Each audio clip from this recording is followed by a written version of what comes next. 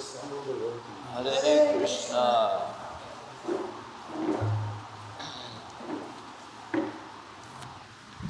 Hare Krishna, welcome. So thank you for joining us for Prabhupada Night. And we're hoping to do this the last Wednesday of every month, where we will invite all of Srila Prabhupada's disciples that are in Mayapur to speak. And we want to create an intimate, personal environment. And so today we have the pleasure of hearing from Visvadhika Devi, Kripanidhi Prabhu, and Jivanath Prabhu. And I will ask each of them, right when they begin when they speak, to just say a little bit of what year they joined and where they joined. A quick moment with that. Thank you. And so we have Russian translation here with Lavanga. Everyone knows how to tap in. And we also have Ojasvini. What channel? 92. And for anyone who needs Spanish simultaneous translation hearing, it's channel 92. Thank you. So with that, we'll get started. Hare Krishna. And thank you for coming. This is very important for us younger generations to hear from all of you. And we're grateful that you took your time. Thank you. Do you want to hear about Kulashekar a little bit? What would you like first?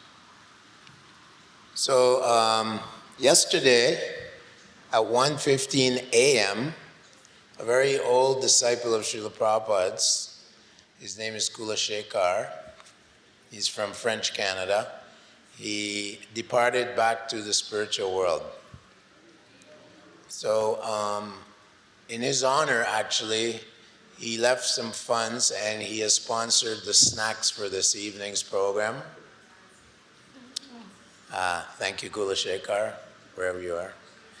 And we'll talk a little bit about him, in memory of him.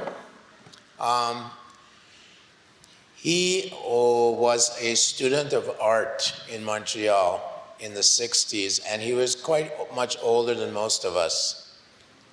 And he started reading about Buddha and about, Shankaracharya philosophy. Usually that's the popular Mayavad philosophy that's all over the West, Nirvisheshvad. So somehow he came in contact with devotees, and Prabhupada was he spent a few months in Montreal getting his visas in order to go back to the States. So the devotees, he heard where the temple was, and he visited the temple, and they brought him in. And Prabhupada had been there for a few weeks, and 2 weeks prior to that, Jayapataka, at the time Jayapataka Brahmachari, he had just joined and had just taken Diksha.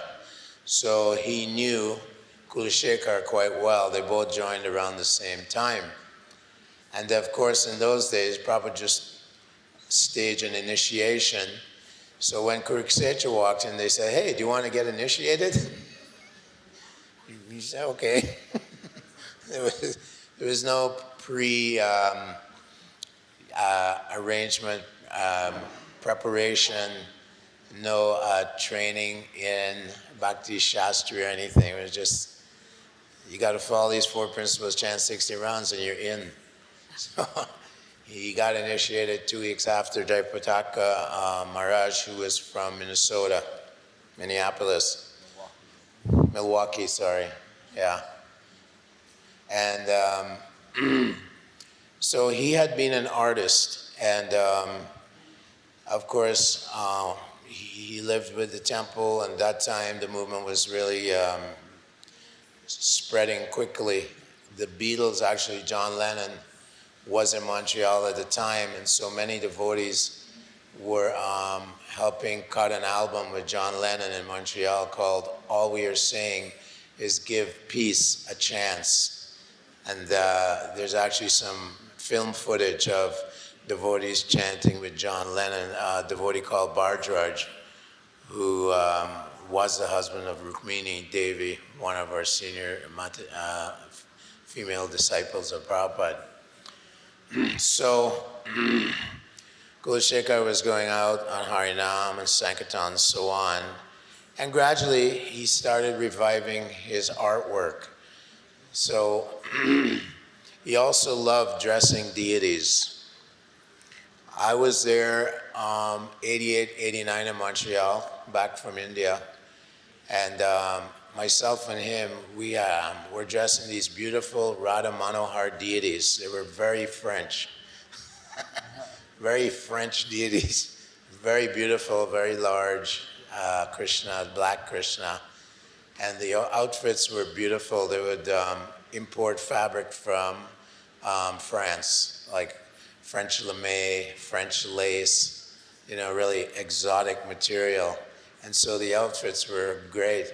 And remember, people would just visit. These were like mainstream people, not young, youthful, revolutionary kids. But these were, is it going to work? No. It's gonna work. Now it's going to work. So we would compete with it, not compete, but we compared with each other how to, dressing the deities very, very beautifully. And we both liked to dress Krishna like a cowherd boy. So it was very informal looking dress. It wasn't like Lakshmi Narayan, it was more like Krishna in the forest of Vrindavan. So at the same time, I noticed that Kulashekar, of course, he lived in a very rural area prior to the 80s, and he was painting, and he became famous for French Impressionism, French art. It's called Impressionism, like Renoir and those people. And he would paint rural scenes of rural Quebec, where there'd be covered wagons with oxen or horses pulling, and houses made of stone, like those kind of sentimental paintings. And he's getting tons of publicity and popularity, and his paintings are in the prominent museums in Montreal. So he would take all the money from his artwork. I mean, a tiny painting like this, I remember, was $800, and that was in the 80s. So he did large ones, 3 feet by 2 feet. I don't know how much, but so he was sending a large amount of Lakshmi to New Vrindavan. He was supporting the New Vrindavan project, because he liked farms and so on. Ultimately, he ended up in Sharanagati, where we lived in Western Canada. We have a large farm there with about 20 families there and so on.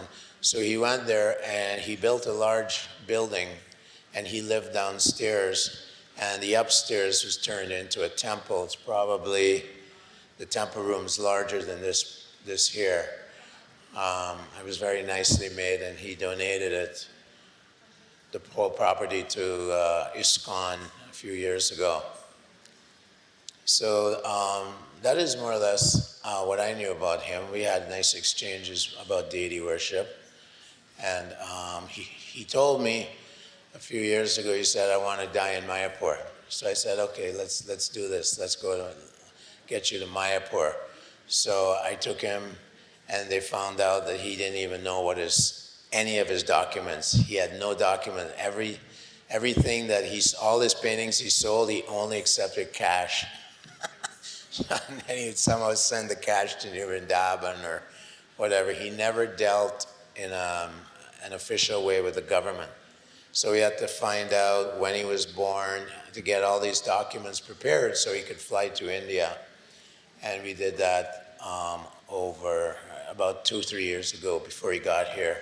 I had to take him around. He didn't know how to use a computer. He didn't know how to use a phone practically.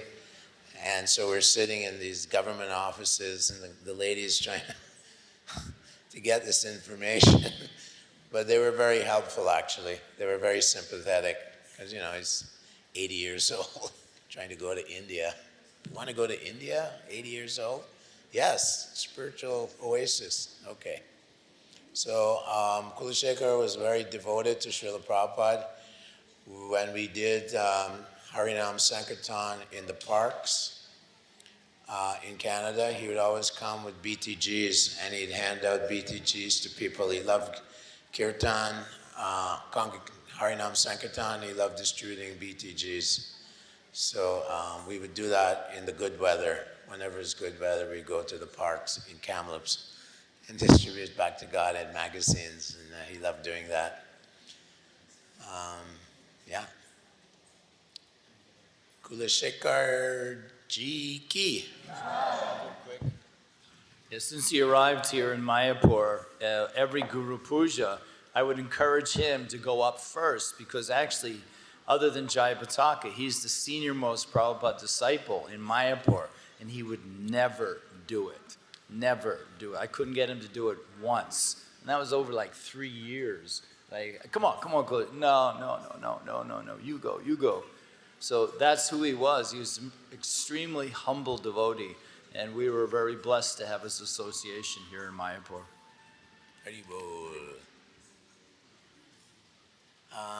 Visvadhika, would you like to tell us about your adventures with Srila Prabhupada? Say yes. It's more in the singular rather than the plural. But Om Agina Timirandasya Gina Gina Silakaya Chakshurun Militam Yena Tasmai Shri Guruve Namaha. So actually my first association with Srila Prabhupada was, he wasn't there. He was, because the first time I really met the devotees, face-to-face encounter was on the Lower East Side in New York, Tompkins Square Park. And to be honest, I was quite intoxicated at the time. I was on the end of an LSD trip, and I was not a very happy person. I was not, you'd think I would have been. I was, in this free society. Everyone was doing all these wild, crazy things, but I was actually very unhappy. And while we were chanting, this evening, I was thinking of that first time that I chanted with the devotees in Tompkins Square Park under that tree that we all know so well.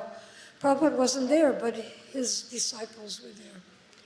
And that was the same as Srila Prabhupada being there. And actually this has been, for my whole Krishna consciousness, my association with Srila Prabhupada has been through his disciples, through his grand disciples. And that association is not to be, we all like to hear stories from devotees who have directly associated with Prabhupada, because that's very, very special. But we all have Srila Prabhupada's association. And this is one thing that I didn't come to the movement in 1967 when I first chanted with the devotees. I had to be slapped around by the material energy for a few more years. And it finally came in 1972. And what actually convinced me, I was in a very bad state, but what actually convinced me was I walked into the temple when it was on Henry Street, and Radha Govinda was standing there in all their beauty and attractiveness. And Lord Jivanath, I looked at him and I thought, oh, it's really amazing. Krishna even comes in a modern art form. It's very, very amazing. It's quite a progressive movement. But there in front of the altar was Hare Krishna, Krishna Krishna, Hare Hare. Hare Ram, Ram Ram, Hare Hare. Like a nice framed sign. So I thought, oh yeah, I remember that. I remember chanting with the devotees. So I started chanting. And even though I was so miserable, even more miserable than I was 1967, when I started chanting, I could feel all of this nonsense just disappearing. And then I walked out and I read Srila Prabhupada's book, Perfection of Yoga, in the book room. And I had a little glimpse. I'm not this body and I'm not this mind. I don't have to identify. And this was the beginning of my Krishna consciousness. From that point on, I knew that this was for me. So I stayed in New York a few months, and during that time, Prabhupada would often come to New York. During that time, Prabhupada came to New York. So I was very fortunate. I was asked if I would like to clean his quarters in the morning. When Prabhupada would leave for his morning walk, we would go and clean his quarters. So, oh my goodness, I was so happy to be able to do this personal service. So I of course agreed. And one morning, Prabhupada, I think it was pouring rain or something, but Prabhupada didn't go. So we were told, you can go in and clean, but if Prabhupada walks into the room where you're cleaning, you should leave. Okay, we all understood. So my service, it was, I don't know if it was called service, I think it was just mercy that I was allowed to do something. It was the hallway, and I was cleaning a perfectly clean, spotless hallway. And at this point I was done, so I wanted to stay there a little bit longer. So I started cleaning the floorboards along the wall just so I could stay a little bit longer.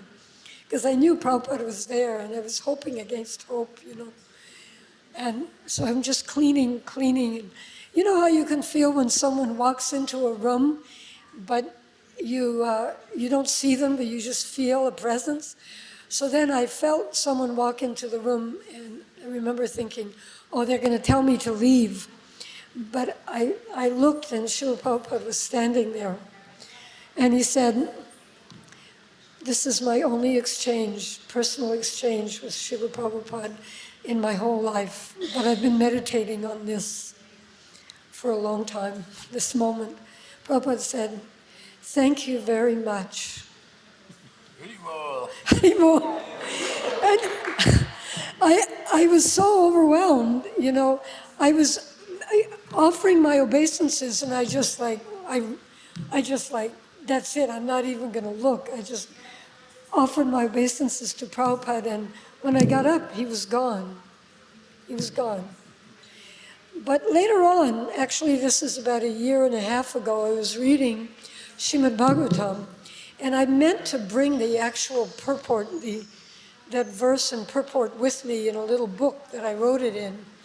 But in this purport, Prabhupada clearly says that one moment of association with a pure devotee, one moment of proper association with a pure devotee is the greatest benediction that a person can have.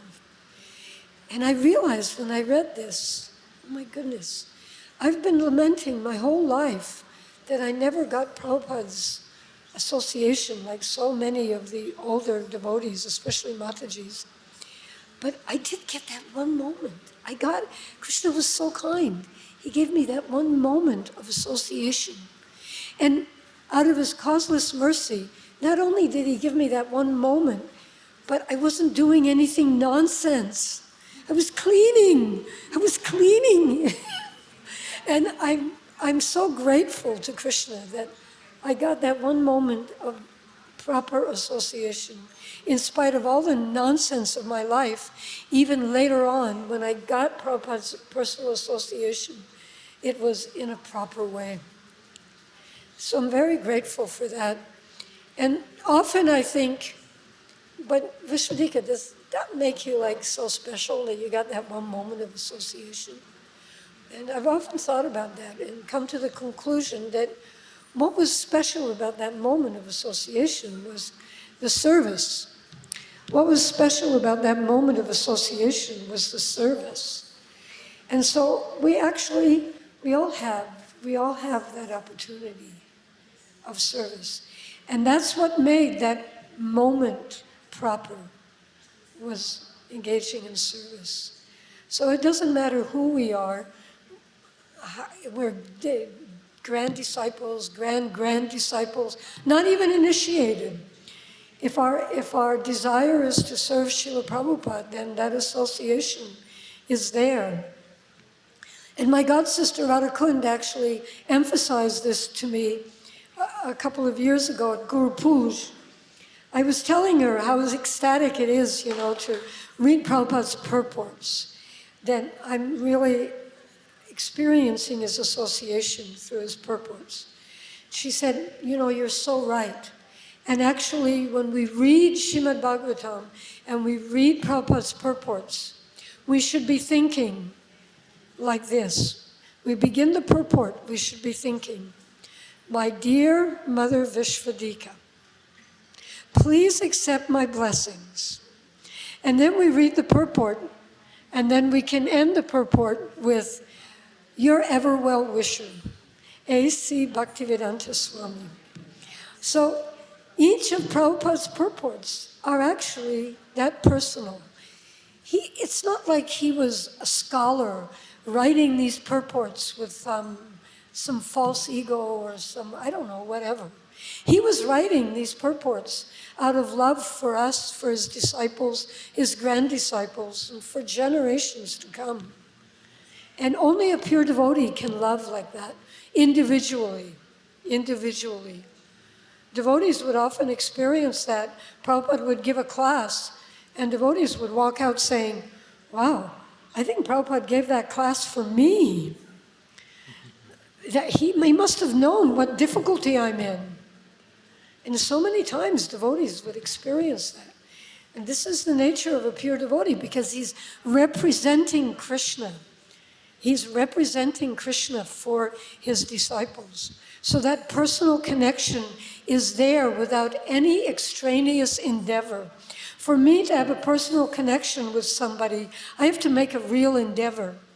But Prabhupada didn't need to do that. And so many years, for most of the years of my Krishna consciousness, I have to be honest with you. I left Krishna consciousness in 1998. It's the saddest memory of my life, and came back in 2011. And I just want to share this before I move on. I realized when I came back, it was my god sister Malati who helped to bring me back, and my other god brothers and god sisters in New Vrindavan. And I realized very quickly that this was Prabhupada's special mercy. I may have lamented that I didn't get Prabhupada's association, but when I needed his association, when I needed his mercy, he pulled me back through his disciples, through his grand disciples. And so I'm so grateful for that association. And for most of those years, I was in New Vrindavan. And a lot of devotees hear about New Vrindavan and they think, actually I've had devotees go, oh, Prabhu, really? Oh, that's terrible. You were in New Vrindavan? Oh, I feel very sad for you. And actually, it was the opposite. It was the complete opposite. There was some difficulties there for a number of years, or before 1998 and after. But for most of those years in New Vrindavan, being in New Vrindavan meant that we were completely absorbed in the consciousness that Prabhupada is coming. Prabhupada is coming. It's not because he came there that often. He didn't. You were saying that to me a minute ago. But actually, Prabhupada didn't come that often to New Vrindavan. But we were building a house for him for many years. It became Prabhupada's palace. It became a samadhi. It became a place to honor Prabhupada. But originally, it was supposed to be a house for Prabhupada to come and translate. There was a kind of competition at the time in the movement. What can we do to get Prabhupada to come to our temple? You know, what can we do to get Prabhupada to come? So this was New Vrindavan. We were building a house, a very special and beautiful house. And this house was built entirely by devotees. We didn't know anything. The devotees were going into Wheeling, the next town where there was a library, and finding out how to mix cement, how to do this, and how do you put up a wall without it falling down? How do you do this? How do you do that? And the whole thing was built by the devotees. And the whole consciousness of New Vrindavan was simply, if we build this house, Prabhupada will come. If we build this house, Prabhupada would come. And then Srila Prabhupada left his body before the house was finished. But you know what? Srila Prabhupada came. He came because we were so absorbed in that consciousness. Even I was an ashram teacher for many of those years. And in the evening, especially in the summertime, the devotees would go to the palace to work on different aspects of the palace. And that's all I would think about all day. Oh, in the evening, I'm going to go to the palace. And I had to take turns with my assistant because we couldn't leave the girls alone. We just had a house in which the girls lived. So this was our consciousness constantly, that Prabhupada is there or Prabhupada is coming.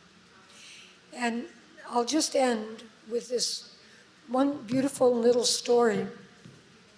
Right before the installation or the inauguration of Prabhupada's palace, that summer, the devotees worked so hard that actually there were devotees there 24 hours working on the palace. And devotees, especially the brahmacharis, were just sleeping on pieces of styrofoam or cardboard wherever they could in the palace. And then at one point, about a month or maybe 2 months before the finishing of the inauguration, Prabhupada's murti was brought, and we had his Vyasasana there. And the place was still being constructed. There was, sawdust everywhere and whatever. So they put Prabhupada inside, underneath the scaffolding, and on his Vyasasana, and they surrounded it with plastic so he wouldn't get full of dust and dirt. And every evening, one brahmachari would go. He would take an artik tray, and he would go inside Prabhupada's little temple room and offer artik to Srila Prabhupada. And that really reminded us that Srila Prabhupada was there. And if you go to New Vrindavan today and you see Srila Prabhupada's murti when you walk into the main temple room, this is exactly the same murti of Srila Prabhupada that we worshipped back then. So I don't have very much time, but should I ask for questions now? If anyone has a question or a comment. How old was I? 25, 26, something like that. Yes. I'm sorry, I didn't hear that. My initiation? I came to the movement in 1972, and I was initiated in 1973 on Radhastami. It wasn't quite as quick as, but even in those days, compared to now, that was 1 year. I'd been actually a devotee for 1 year. I barely knew what I was doing. I barely remember my initiation. I think I was in a state of shock.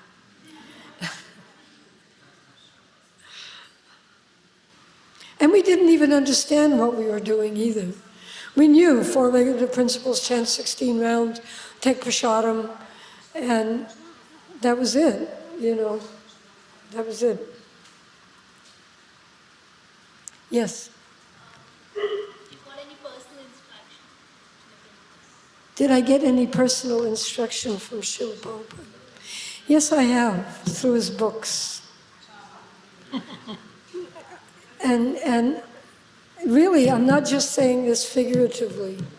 Many of you know here that I'm very focused on cow protection and bull protection. And I started with this, even though I was in New Vrindavan, I wasn't really connected. I started with this when I came to Mayapur, and I was at Mayapur Goshala for 2 years.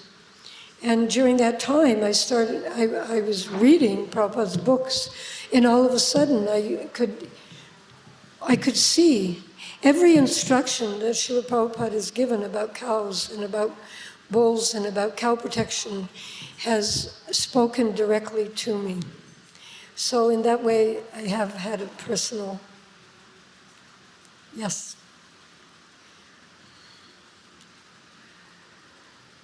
So I actually have to leave, but I thank you very much for your association. Thank you very, very much. You know, when I was in Tompkins Square Park, there was probably this many devotees, maybe a few more, and the rest were just people hanging out in Tompkins Square Park. So now it's so wonderful because look at all the devotees. Look at all the devotees, and you know, if it wasn't for all of you, all we would be doing is sitting here like a bunch of old people remembering the good old days. And that would be actually depressing, like anything. Can you imagine if you weren't here, if it was just us remembering the good old days? Yeah, right.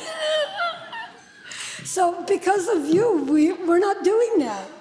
We're not doing that. So thank you very, very much. Hare Krishna.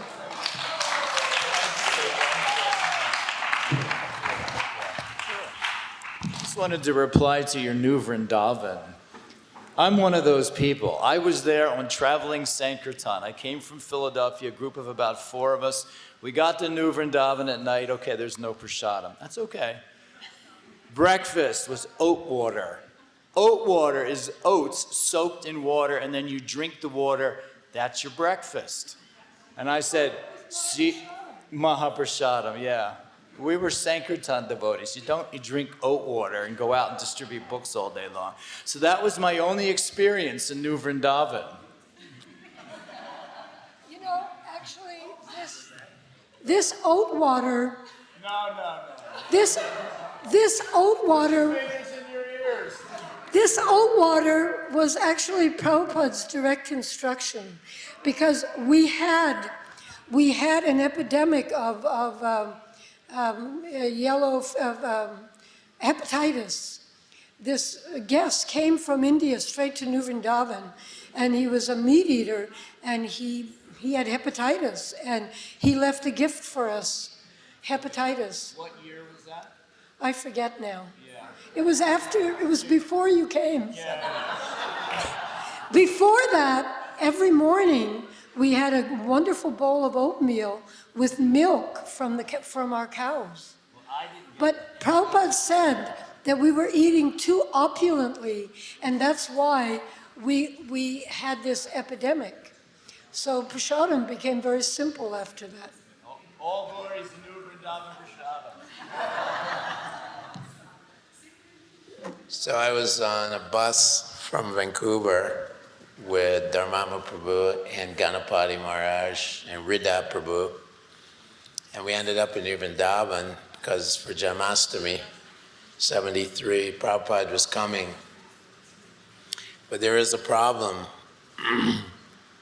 There's a lot of hostility against the Hare Krishnas, and for some reason or other,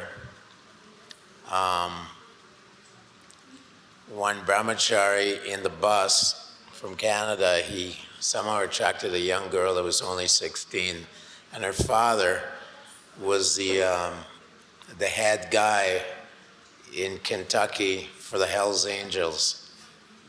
That's a criminal motorcycle gang, very powerful gang all over the West.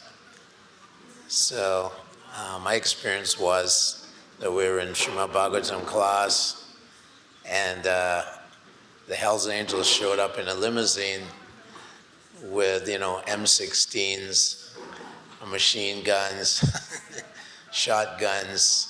So it was very hostile. Anyway, long story short, a couple devotees were injured. One was from Holland.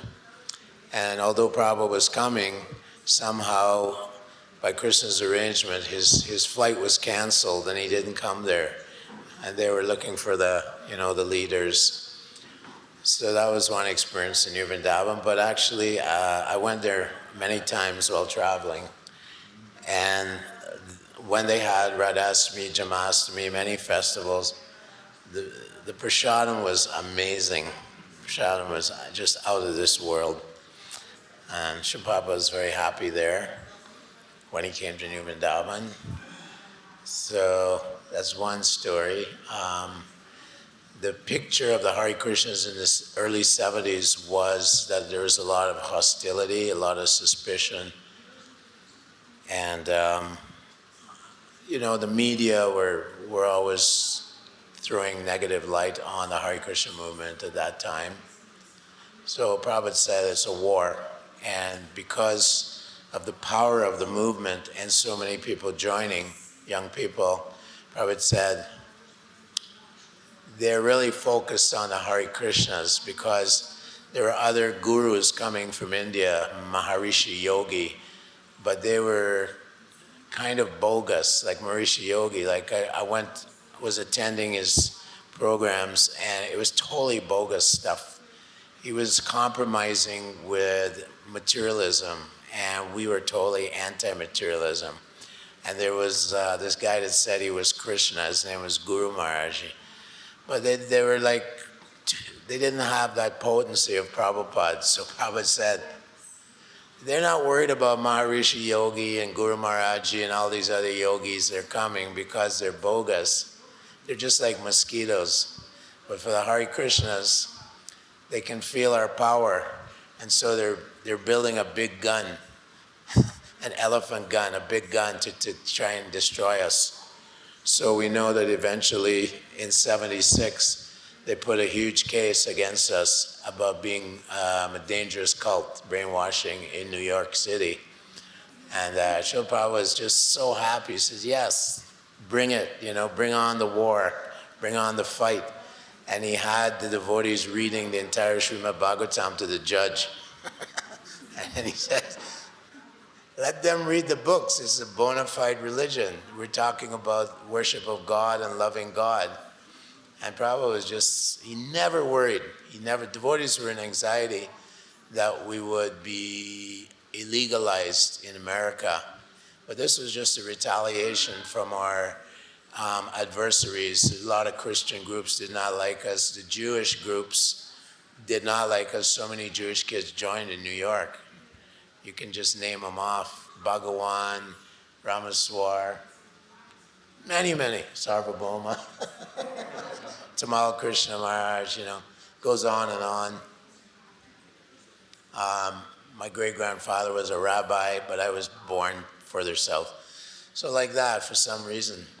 And so there's this anti-cult movement going on, and there is a huge hostility. The parents were very, very concerned that their 17-year-old kids were joining this cult where they shave their heads and they wear pink sheets and they go out in the streets and chant and dance. It was quite bizarre, you know. So that was my New Vrindavan story. I'm going to go with what's relevant right now. There's a mosquito buzzing around me. So one time, Prabhupada was getting massaged in here in India, and in India they have the mosquito net. So it was Shrudakirti and Prabhupada inside the mosquito net. And Shrudakirti's massaging Prabhupada, and there's this mosquito buzzing around. Shrudakirti's like trying to concentrate, but he's going. He's watching this mosquito, and he's losing concentration. And he's, okay. And you could hear it, obviously, when there's one mosquito inside your mosquito net, that's all you can hear is this mosquito. So Shrudakirti was just like so focused on this mosquito. And finally, the mosquito landed on Prabhupada. And Prabhupada says, he has attacked, now you can kill him. And Shrudakirti got the mercy of smacking Srila Prabhupada.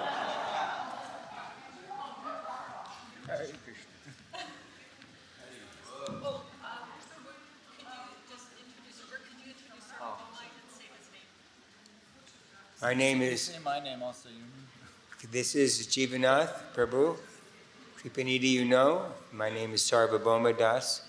I joined in San Francisco at the end of 1970, and there was just so much, there's so much excitement that the spiritual master he was in India for about 6 months until I actually saw him.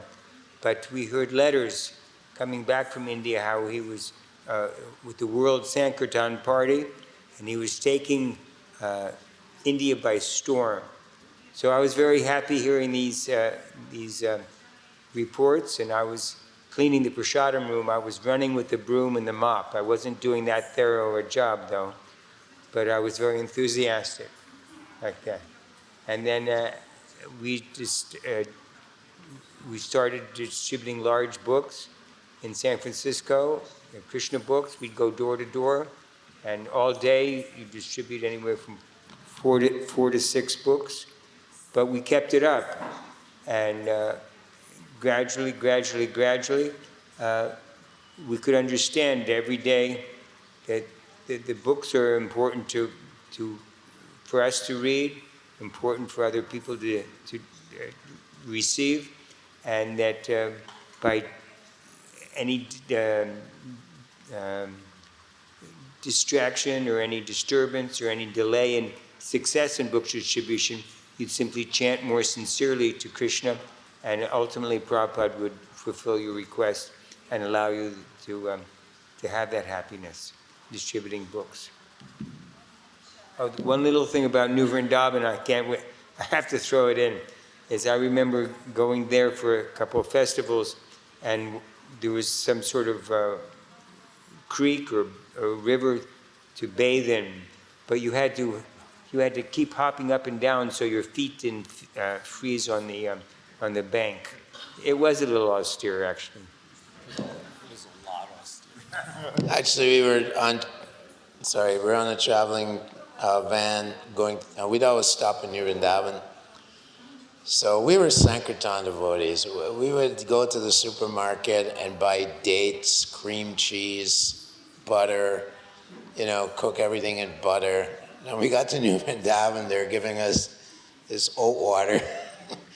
And they're trying to convince us we should stay in New Vrindavan. Anyone that went there, you got to stay, Kirtananda. So early in the morning, Kirtananda would wake us up around 3 o'clock, 3:30. He said, there's a lot of devotees going to take a bath. So, you have to get up early and go take a bath. Well, where do we take a bath? This was like, outside was like minus 10 degrees centigrade. So you just go down this hill, and there's a creek there, and there's like a little pond. You break the ice, and you jump in, and that's your bathroom. Sorry. So then when we were done there, then Kirtananda was saying, we're going to build a temple on this hill. And Prabhupada had told Kirtananda and the other devotees there, they're saying, Prabhupada, the whole hill is granite. It's made of granite. And we can't, we don't have proper equipment to break the granite on this hill. And Prabhupada said, don't worry, the demigods will cooperate. They're cooperating with this movement. So prior to us arriving there's a massive thunderstorm and the lightning hit the hill. And so there are these fairly large rocks that were broken up on the hill from this lightning. And we were assigned the task of going up to the top of the hill and lifting these rocks and bringing them down to the bottom of the hill. So we said, sure, okay. We were young brahmacharis. And we did it for about 2 days, and then we said, nah, I think we'll go distribute Prabhupada's books. So we snuck out early in the morning in our van. We escaped New Vrindavan. The devotees were very dedicated to Srila Prabhupada. And when I was there, Radhanath Swami was the brahmachari in the cow shed. He was milking the cows. And we, for some reason, got quite close with each other. And he was telling me how serious the movement is and how Srila Prabhupada, because he had gone to India, I had not gone to India. And he's telling me how he had met many saints and sadhus, but that Srila Prabhupada was like way beyond anything he had met. And so we had this exchange together as brahmacharis, fairly new brahmacharis, New Vrindavan pastime. Oh, as a new devotee, a lot of the temples used to turn off the hot water in the showers. They'd actually take the whole plumbing right out of the wall. So there was no way you could have a warm shower. Now, this was very nice at 4 o'clock in the morning. It certainly got you off to a Hare Krishna start of the day when that cold water would hit you. Now, I'm from the East Coast. And the East Coast, it's very, very cold. It snows. Fahrenheit is like goes down to 25, 30 degrees Fahrenheit, which is pretty cold. Pretty cold. So the only way you could actually get a hot shower was to go out on traveling Sankirtan, because then you could stay in a motel and the steam would be coming out. Come on, Prabhu, I'm next. So that was the only way you could get a hot shower when I first joined the Hare Krishna movement. Yeah, I remember in San Francisco, as they say about San Francisco, it said the coldest winter I ever experienced was summer in San Francisco, because so we'd go out on to North Beach chanting, and I was so shy that I would ask the temple president, I said, could I use a little warm water for the shower so I could thaw out? Yeah. Because it would actually become frozen.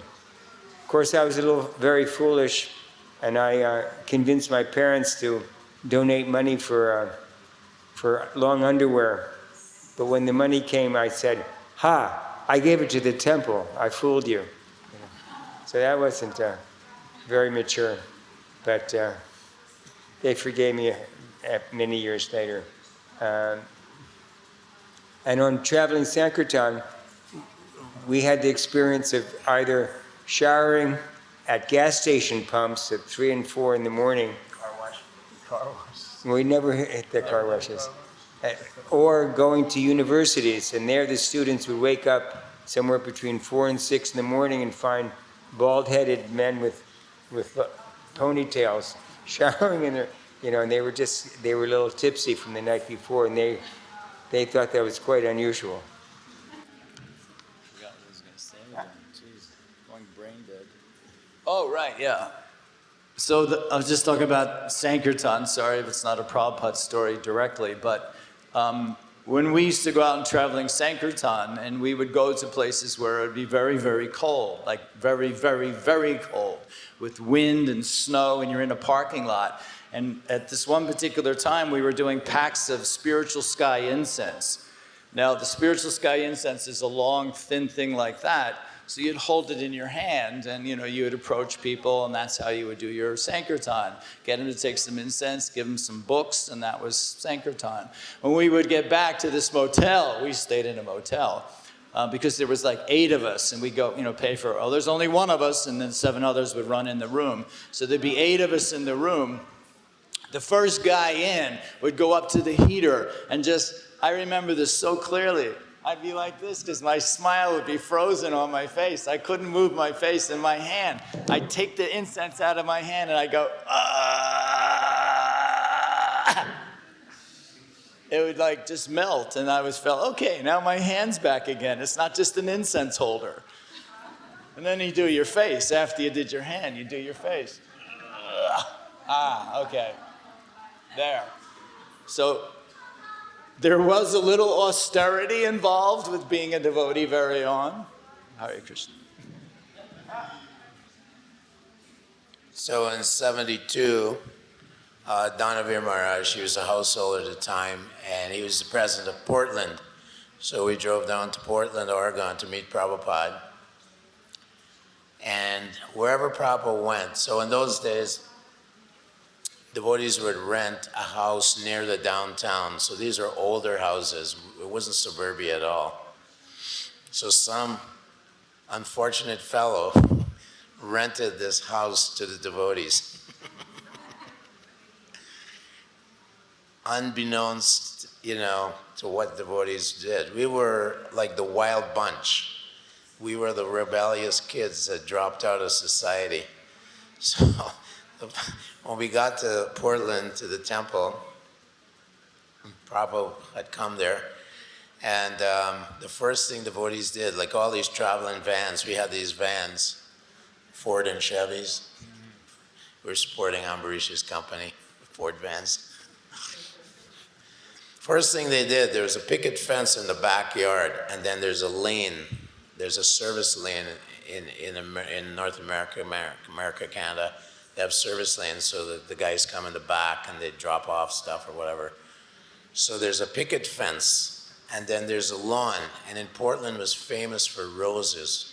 So this guy had beautiful rose garden in the front of the yard. The devotees just converged on this house. Prabhupada's coming.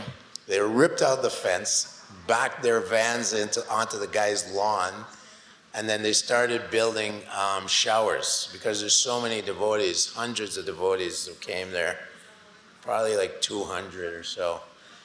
And the whole place was the whole neighborhood was just overrun by brahmacharis and brahmacharis, just these young people. We were anywhere from 15 to maybe 25 years old.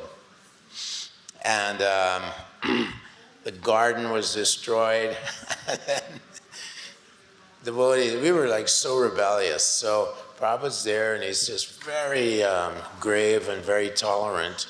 And he's giving class on Maharaj Yudhisthira in Hastinapur. So first canto, 8, 9, 10, 11 chapters. Krishna visiting the Pandavas, and he's talking about society and how degraded, there's no good leaders are really bad, and they're exploiting and bleeding the people and causing the death to the citizens, all this kind of, and how Maharaj Parikshit was the ideal devotee of the Lord, although he was a king.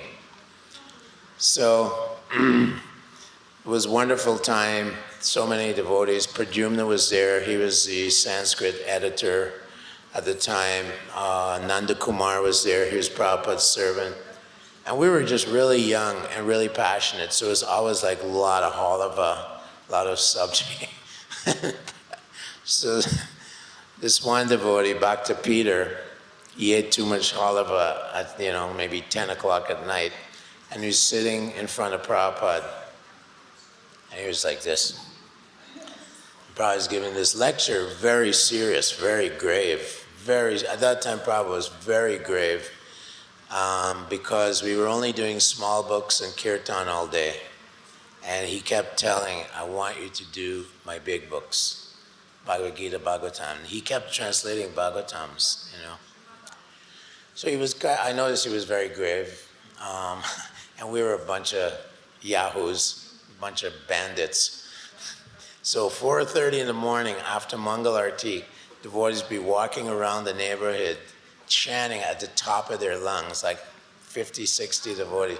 Hare Krishna, you guys are all in Maya. These people are all in Maya. They're all, you know, condemned, you know. They're walking around the neighborhood chanting Hare Krishna. People are 4:30 in the morning, 5 o'clock in the morning. Who are these guys? And then devotees Prabhupada's taken over the world. And they go into people's gardens, pick their flowers. It's for Krishna, come on.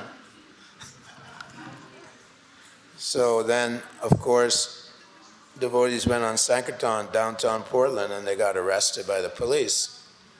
And so Prabhupada's sitting there doing initiations, and where's this devotee? Oh, Prabhupada, he's in prison, he's in jail. Where's this devotee? Oh, he's in jail too. And Prabhupada's like, just see this society, just see how they're persecuting these religious boys. They are rascals, they're dogs, you know, and he was just chastising. But the police were harassing, so when devotees, that morning they had to go into court, they weren't given any bail. The judge looked at the police and he said, what the heck are you bringing these boys here for? They're religious boys, and everyone's shaved up, glowing, you know. The judge said, get them out of here. And they came back, but they missed the initiation ceremony. And when Prabhupada was leaving Portland, the devotees were just fighting to get inside his room, where his bed was. And anything that Prabhupada touched, it was just stripped. They stripped the whole room. It was just like renovation time, you know. Like devotees like tearing pieces of sheets, you know. My sheet, you know.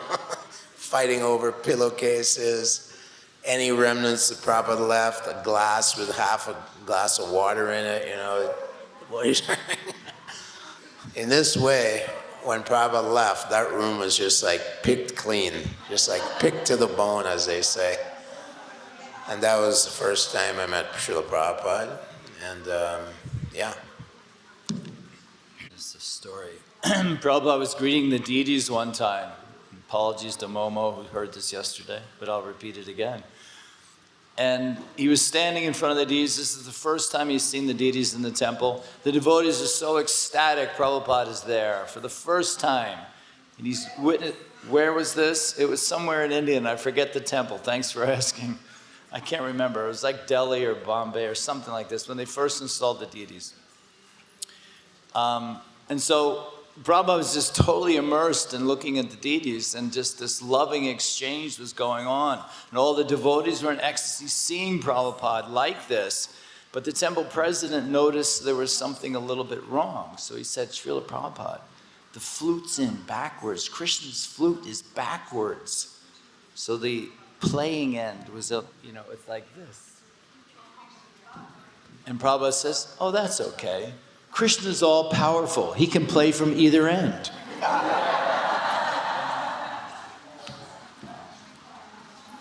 Hare Krishna. So I started doing large books in San Francisco, and then they opened up the airport. It was an amazing thing that we were very enthusiastic. We'd go to the airport every day. We'd wear our... We were young people, and we wore long-haired wigs. It was quite unusual.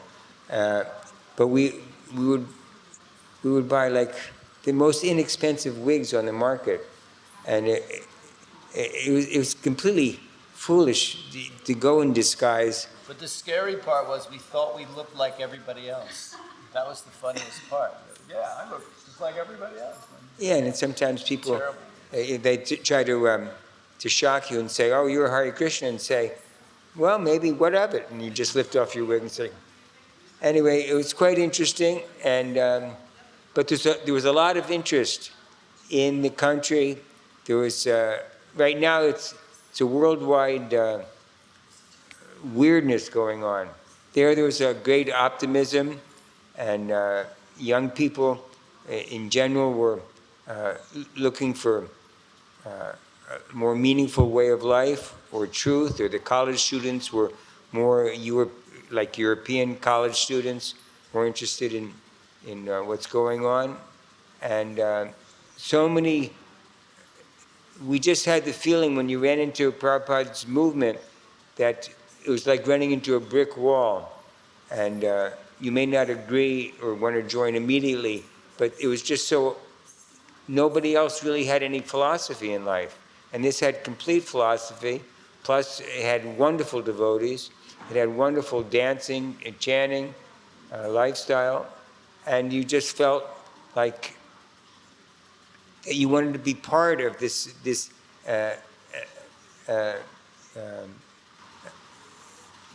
immediate happiness. And it wasn't a question of doing things in piecemeal. It was just, the opportunity was there and you went for it.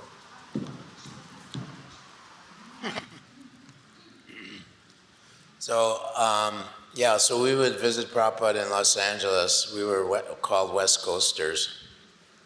So we drive down to Los Angeles. And I noticed that the breakthrough in book distribution was Christmas Marathon 1972, when we discovered Christmas. And at Christmas time, people just pull out their wallets and they just give money. They just want to be nice. Jesus' birthday, Christmas time. So we discovered Christmas. So Prabhupada was very amazed at the amount of books that went out in the month of December 72. I think it was over 1 million books in 1 month in the North American Yatra. So Prabhupada was very happy when he came to Los Angeles. And in 76, he was just in bliss. And all these professors would come to see him, and big people would come to see him. And Stilson Judah, he wrote a book, what was it called? Hare Krishna Movement? Hare Krishna Explosion. And he really loved Prabhupada. So there was a girl who would go to Stilson Judah's house. She was a young girl in Berkeley area, San Francisco, Berkeley area. And she noticed that in his basement, he was a Christian scholar at Berkeley, UCLA Berkeley, and big theologian. But every time Prabhupada came to Los Angeles, he would go and talk to Prabhupada and agree with Prabhupada. Yes, no one's following Christianity, and this is the real devotion, is devotion following the principles of religion. And he's very humble, very cooperative with Srila Prabhupada, and he always gave 5-star recommendations to politicians about Prabhupada. So this young girl, she was friends with Stilson Judah's family, and later on, she met devotees just a few years ago, and she's a woman, adult woman now, and she was going to buy a Bhagavad Gita, and her friend said, no, these are cults. So then she was looking at the Gita, and she saw that there was the scholarly eulogies of Srila Prabhupada's Gita, and Stilson Judah's eulogy was there. And she knew Stilson Judah as a young girl. And she said, I'm buying this. Stilson Judah's recommended it, I'm buying it. And then she told the devotee that when she was a little girl and visiting Stilson Judah's house, he had an altar in his basement, and he had Jesus, and he had Srila Prabhupada, and he had Prabhupada's books. So he was secretly being a devotee by Srila Prabhupada's association. He was so amazed by Srila Prabhupada. Hari Bol!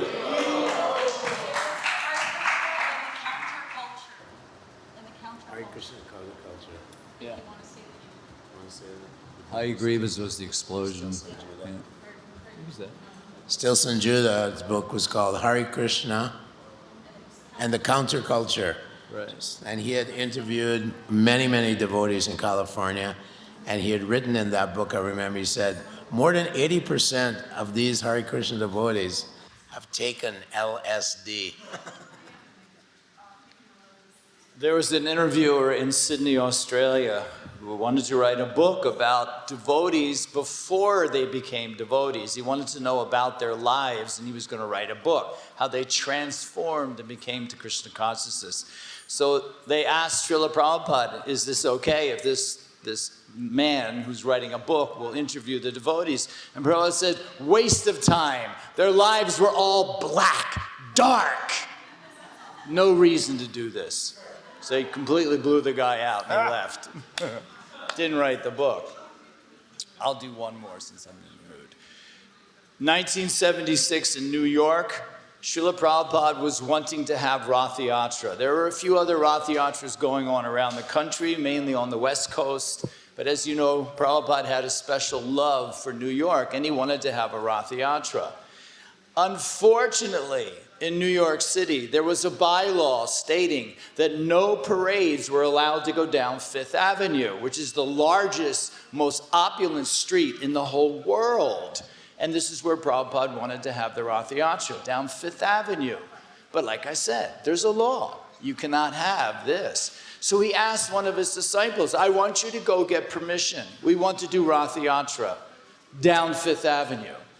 And the devotee, of course, is going, okay, Srila Prabhupada, I'll go ask, knowing that there's no way they're going to get permission. So he goes into the office, and he says, I'd like to get a permit for doing a parade. Oh, really? Where would you like to do that parade? Down Fifth Avenue.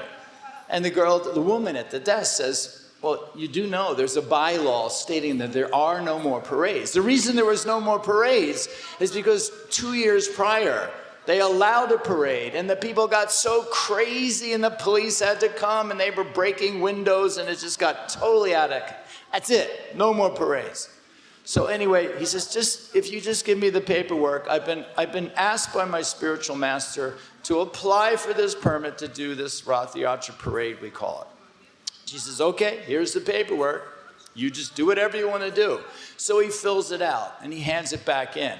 And he says, could I actually, see the head clerk with my paperwork? And she says, well, he's really, really busy. And just at that moment, the head clerk steps out of his office and says, is there something going on here? And the lady says, well, this gentleman would like to apply for a parade, and here's his permit. He goes, okay, well, have him come in, just for fun. He sits down across the desk. And the guy's like looking at the paperwork going, you're wanting to have a parade. You do know there's a permit saying there's no more parades down Fifth Avenue. And he goes, yes, I know, but my spiritual master, who is A.C. Bhaktivedanta Swami Prabhupada, has asked me to come in here and ask you personally for this permission to have this parade. And the guy's looking at it. You guys are the Hare Krishnas, huh? I heard you have some pretty good food. You know what? And I have heard that chanting on the street. It's kind of nice. It's kind of catchy. I like it. But we have a permit. We have a law, a bylaw that says no parades on Fifth Avenue. You guys are a pretty peaceful bunch. Oh yes, we are a very peaceful bunch. We're simply going to chant. Will we need police? Well, the police can be there, but we'll look after ourselves. Don't you worry. There won't be any problems. Guy goes, I don't know. Kind of like you guys, though. I've seen you on the streets. And he says, well, maybe you should come by to the parade, and we will have some free food for you. You can join in the singing and dancing with us. And guy goes, yeah. I don't know. I really shouldn't do this, but what the heck? Here, I'll give you permission for this. Now the devotee, his name was Toshan Krishna, inside he's going like, but outside he was like, okay, thank you. Oh, yes. So he takes the paper and he quickly exits the room before the guy changes his mind, because he's in bliss. He's really ecstatic about all this. He's looking forward to the parade himself. So he runs back to the temple. He says, I need to see Srila Prabhupada. And now he's trying to, as best to keep it under control. He got permission. He knew there's no way he could get this permission, but he got the permission for the first ever Rath Yatra down Fifth Avenue in New York City. And he says, Srila Prabhupada, I got permission for the Rath Yatra down Fifth Avenue. And Prabhupada went, yes.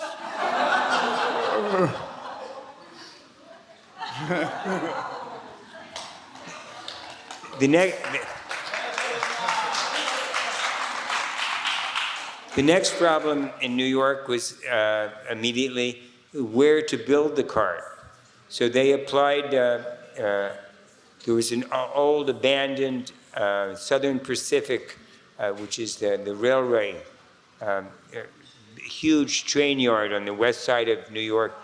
They applied to the owner of the property for permission to build the Rath Yatra carts there for, I think, 4 to 6 months ahead of and it turned out that Donald J. Trump gave his approval for his property to build the Rath Yatra carts. Yay, Bhakta Donald.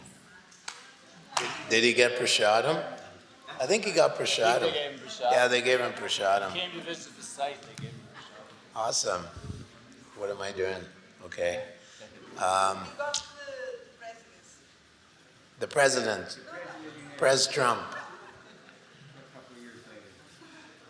Shady character, but hey, he got prasadam and he served Lord Jagannath. I got one little one. So we were in LA, 73, 74, I can't remember.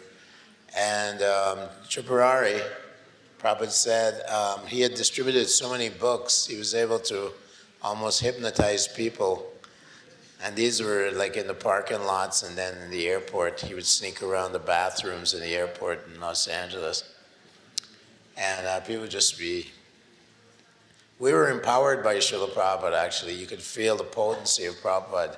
When Prabhupada's presence was here, the potency was magnified, you know, like Sarabhi Swami building those beautiful temples. He said, I felt empowered by Srila Prabhupada to build those, design the temples. He's a genius designer. So Tripurari would go to the airport early in the morning. We would all leave on Sankirtan. And Prabhupada was there, and Prabhupada kept, you know, wow, this is amazing how Tripurari, we do like 30, 35 big books. In those days, that was a lot in one session, one day, and he's sneaking around the airport. I remember Tripurari just went out there, you know, we get up early, take showers, Brahmachari ashram, and rush out, you know, to distribute the books. And Tripurari, he distributed over 35 that day. And when he came back, Prabhupada was in his room, but he came to Prabhupada's Vyasa-san in the temple room, and I was watching him, and there's just tears pouring out of his eyes onto the ground, you know. He was like really in ecstasy, pleasing Srila Prabhupada. Prabhupada said, Tripurari is the incarnation of book distribution. It really inspired him. And that, folks, is all I got. Can I do one? Because I didn't get a chance to introduce myself. My initiation was immediately after that Rath Yatra in New York City in 1976. Now, luckily, none of you knew me then, so this will be a real shock to you, but I really thought I was such a cool guy. It's a shock, right? I mean, you know, come on. I mean, I'm so humble now. So, all I ever wanted, I played sports and I thought I was like a rock and roll person and all that kind of thing. All I ever wanted was a cool nickname. Like one name that you just say and everybody goes, oh yeah, Elvis, or, you know, what else can I think of? Sting, just something like that. Cher, well, not a girl's name, but you know, you get what I'm trying to go with this. I just wanted some cool name. So I thought, I'm going to get initiated now. I'm finally going to get what they would say is a cool name that totally fits me. So I'm sitting there in front of Srila Prabhupada. He hands me my beads, and he says, your name is Jivanath. And inside, I was going, woo, yeah! I got my cool name. I got my cool name. I was really, really pumped. I was so excited. Of course, outside, I was just taking the beads. But inside, I was having a party. And Prabhupada looked me right in the eye and he said, Das.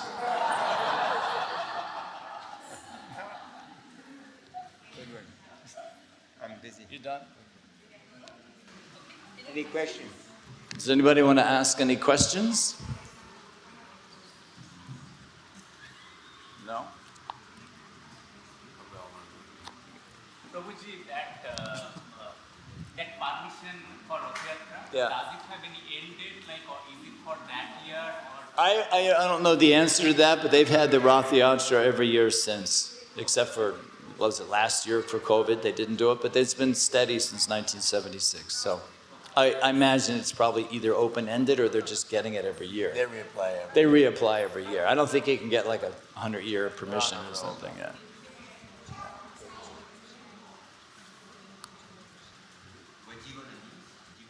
Jivanath. Jiva is the spirit soul, and Nath means Lord. So therefore, I was like the Lord of all spirit souls. And Prabhupada had to, you're the servant of the Lord of the Spirit. Oh, yeah.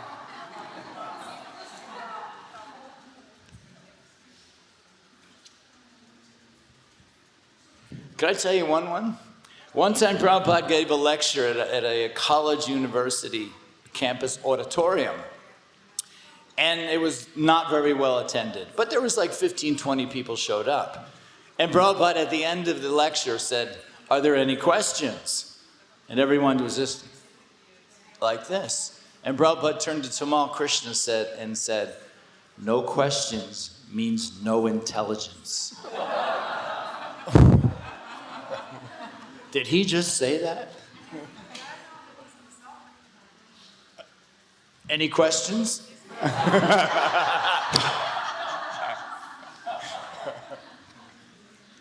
For real? Or just putting your hand up? Just putting your hand up. You-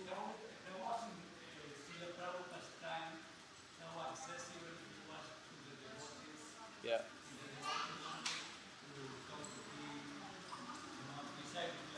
How accessible?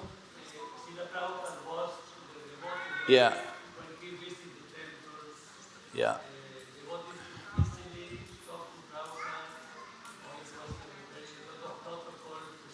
In the 60s and maybe early 70s, that was probably the way. By the time I didn't join until 75.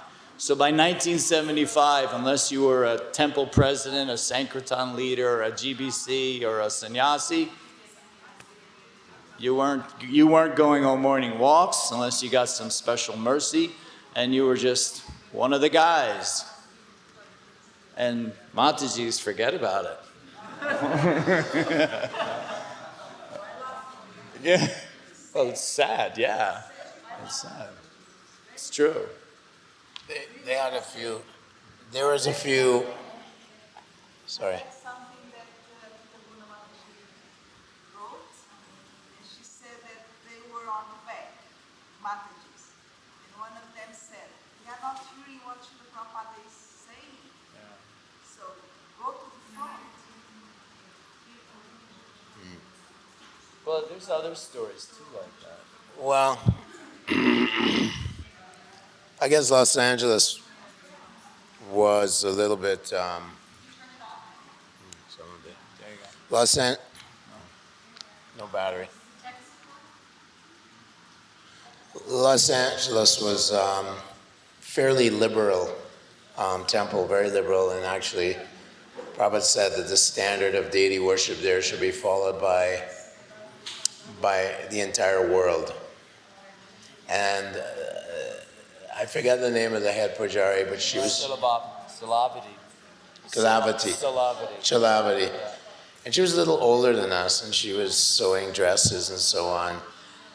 But I remember one time when I was there, and Prabhupada came in after a program, and he's looking at the deities. And he said, "Who has dressed these deities?" And they said, Chalavati and Srimati. He said, "They're going back to Godhead." We, in 72, 73, I was invited to go on morning walks with Prabhupada, myself and a devotee named Patraka from Seattle. And we were so stupid. Oh no, we're too fallen. Prabhupada, we don't want to. And I've only been on one. Yeah. I've only been on one morning walk with Srila Prabhupada, and that was in Portland, Oregon. First time I saw him. We were so silly. And one time, they said, okay, Kripanidhi, today you have to put the sandalwood on Prabhupada's forehead. I was like, no, I'm too fallen, I can't do that, I can't do that. And they actually forced me. They took the sandalwood, the plate with the flour, and they said, do it. And they stuck it at me. And so I went up to Prabhupada, and I just very, very gingerly, I went. Then I went around the other side, and I went. And that was the only time I touched Srila Prabhupada. I touched his lotus feet the last day he was on the planet, because I was in his room at 3 o'clock in the morning. And I was there with 2 or 3 other devotees. Yeah, I mean, Haribol. I got a quick one. All right. This is for the Matajis, okay? In 1969 in Los Angeles, there is a big fire sacrifice. The temple room is completely packed. Prabhupada completes this fire sacrifice and he starts chanting. Now in the back, there is this little Indian Mataji guru named Shama Devi, and she's like about 50, we're all 20, she's 50, and she has her very well-dressed Hindu gentlemen and women disciples with her. Now, after Prabhupada chants, he gets another devotee to chant. There's a big kirtan. Now, during this kirtan, her disciples open up a bag and take out a little mridanga, and she starts playing the mridanga. Now, women have never played a mridanga in a kirtan, with Prabhupada there especially, but never before. So all the women are like, wow, look, she's playing the mridanga, and Prabhupada's like, okay with this. And then when that person finished, Prabhupada said to the Shama Devi, now you lead. And now all the women are going, a woman's going to play mridanga and lead the kirtan in front of Srila Prabhupada? And they're all like, all right, this is like a major breakthrough. Now the rest of the story goes, everybody's doing the Swami step. This is what everybody did, the Swami step. Who remembers the Swami step? You all know what the Swami step is? Yeah? Stand up and show me. The Swami step, right? If we're chanting Hare Krishna, Krishna Krishna, Hare Hare, Hare Ram. So that's the Swami step. Keep chanting. I can talk over you. So the Swami step is going on. Then all of a sudden, Srila Prabhupada gets off of the stage, starts doing the Swami step with the devotees. This is pretty ecstatic. Prabhupada's doing the Swami step with the devotees. Now the kirtan starts to pick up. We'll keep it the same pace, but it starts to pick up. Prabhupada does something that has never been seen before. He starts jumping up and down. Jumping up and down. Try it. Jumping up and down. And the devotees are like, whoa, we're not doing the Swami step, we're jumping up and down. Like they're just like going, wow, this is incredible. One of the devotees runs to the telephone and calls up New York, Brahmananda, guess what? What? We're having a kirtan. Prabhupada is jumping up and down. Brahmananda says, what do you mean jumping up and down? No, he's actually jumping up and down. Are you saying he's jumping up and down? Yes, he's jumping up and down. We can jump up and down in kirtan. And kirtan has never been the same since. We can jump up and down, or if you want to be very conservative, you can do the Swami step. It's up to you. You have the option now to either jump up and down or do the Swami step. Heck, you can do anything you want almost in kirtan now. The ecstasy has been let loose. Srila Prabhupada started it, and now we get to enjoy it. So we're going to have a kirtan now? You want to thank? Haribol, Hare Krishna. Yes, we'll invite you to sit down for a moment, and we are going to finish the evening with a rip-roaring kirtan. And then there will be a little snack after, sponsored by Kulashekar Prabhu. The next most senior disciple to Jayapataka Swami, who left his body yesterday, he left some funds for sponsoring prasadam for the devotees. So I would like to thank Sarvabhouma Prabhu, Jivanath Prabhu, Kripanidhi Prabhu, and Visvadhika Devi, who left, unfortunately. She blessed us for a few moments with some really nice memories.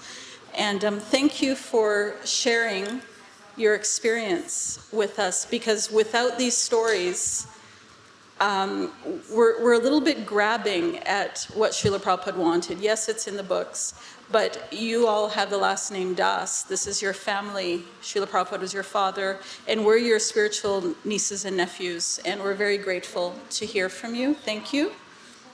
Thank you.